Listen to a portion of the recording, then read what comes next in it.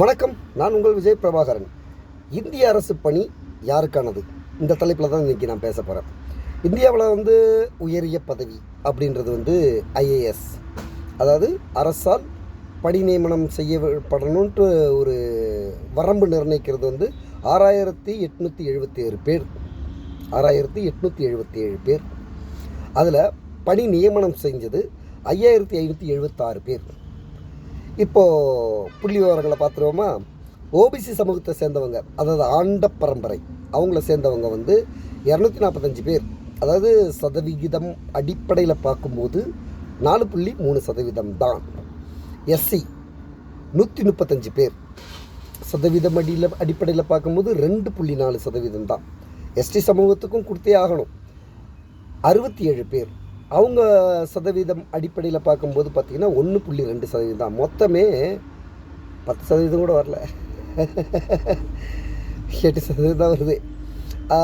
மீதி இருக்க 92% யாருக்கு போகுதுன்னா பார்ப்பனர்களுக்கு. மீதி 92% இந்திய நாட்டை ஆளக்கூடிய ஐஏஎஸ் அதிகாரிகள் யாருன்னா பார்ப்பனர்கள். சரி, அடுத்தது இதுக்கு வருவோம். ஐபிஎஸ் மொத்தம் இந்தியாவில் பணி நியமனம் செய்யலான் இருக்கிறது 5099 பேர். அதில் பணி நியமனம் செஞ்சது பார்த்திங்கன்னா 4594 பேர் தான். புள்ளிவரத்துக்கு வருவோமா? ஓபிசி ஆண்ட பரம்பரை 254 பேர். சதவிகிதம் அடிப்படையில் பார்க்கும்போது 5% தான், அவ்வளோதான். எஸ்சி 144 பேர். சதவிகிதம் அடிப்படையில் பார்க்கும்போது வெறும் 3% தான். எஸ்டி சமூகத்தை சேர்ந்தவங்க 1.4% தான் வராங்க. இதெல்லாம் சேர்த்தா ஒரு 10%. மிச்சம் 90% யார் கையில் இருக்குது தெரியுங்களா? பார்ப்பனர்கள் கையில். அதாவது இந்திய மக்கள் தொகையில் பார்த்திங்கன்னா பார்ப்பனர்கள் வெறும் 3%. அவங்கக்கிட்ட எவ்வளோ அரசு உயர் பதவிகள் இருக்குன்றத சொல்கிறேன். அதுக்கப்புறம் ஐஎஃப்எஸ், அதாவது வெளிநாட்டில் இருக்கக்கூடிய இந்தியன் எம்பசி இருக்குங்களா, அந்த எம்பசியில் பணியாற்றக்கூடியவர்கள் தான் ஐஎஃப்எஸ். மொத்தம் இந்திய அரசால் ஏற்றுக்கொள்ளப்பட்டது 3113 பேர். ஆனால் பணி நியமனம் 2165 பேர் தான் பணி நியமனம் பண்ணியிருக்கிறது. பணி நியமனம் பண்ணாமல் இருக்குது. அதில் நம்ம ஆண்ட பரம்பரை ஓபிசி 231 பேர். சதவீதம் அடிப்படையில் பார்க்கும்போது 10.6%. எஸ்சி சமூகத்தை சேர்ந்தவங்க 95 பேர். சதவீதம் அடிப்படையில் பார்க்கும்போது 4.3%. நம்ம எஸ்டி சமூகத்தை சேர்ந்தவங்க 48 பேர். சதவீதம் அடிப்படையில் பார்க்கும்போது 2.2% தான். மொத்தமே 16%. மிச்சம் 84% யார் கையில் இருக்குது? பார்ப்பனர் கையில் இருக்குது. அப்புறம் நம்ம நீதித்துறைக்கு வருவோம்.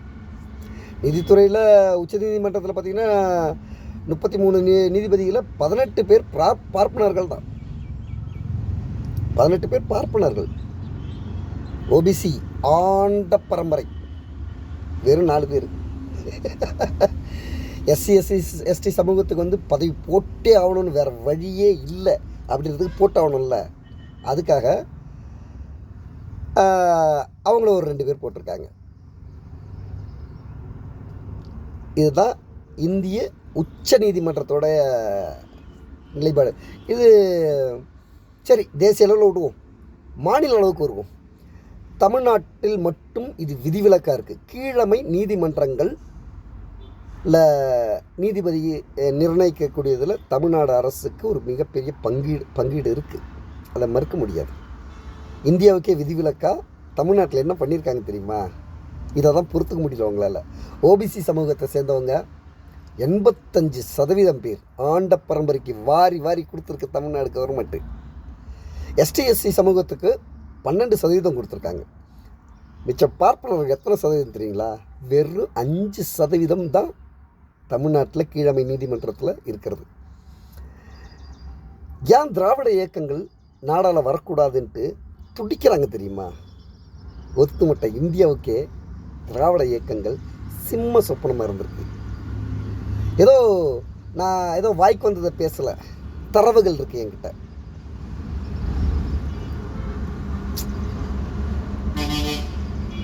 90% மேற்பட்ட அரசு உயர் பதவிகளை பார்ப்பனர்களுக்கு வாரி தந்துட்டுருக்கு. ஆனால் திராவிட இயக்கங்கள் நமக்கு அதை கொண்டு வந்து சேர்க்குது. இன்றைக்கி அதிமுகவும் அடிப்பணிஞ்சிருச்சு. இன்றைக்கி தமிழ்நாட்டில் இருக்கக்கூடிய ஒரே விடியல் கொடுக்கணுன்னா அது திமுகவால் மட்டும்தான் முடியும். இதெல்லாம் நம்ம பேசுகிறோம். பத்திரிகை இதில் பார்த்திங்கன்னா 90% பார்ப்பனர்கள் தான் இருக்காங்க. இந்தியாவுக்கு 4 தூண்கள்னு சொல்கிறோம்ல, சட்டம், நீதி, சமூகம், சமூக ஊடகங்கள், இதெல்லாம் 4 தூண்களாக இருக்குது. அதில் எல்லாத்துலேயும் பார்ப்பனர் தான் இருக்குது. ஆனால் இந்தியாவோட மக்கள் தொகையில் 3% பேர் தான் பார்ப்பனர்கள்.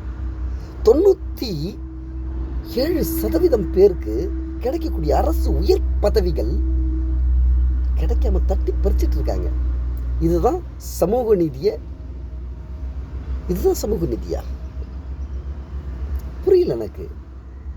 97% மக்களுக்கு வெறும் 10% தான் வேலை வாய்ப்பு அரசு உயர் பதவிகளில். மிச்சம் 90% வேலை வாய்ப்பு வந்து வெறும் 3% மக்கள். அவங்களுக்கு தான் மூளை இருக்கா, நமக்குலாம் களிமண் இருக்கா? எனக்கு புரியல. திரும்ப கேட்குறேன்.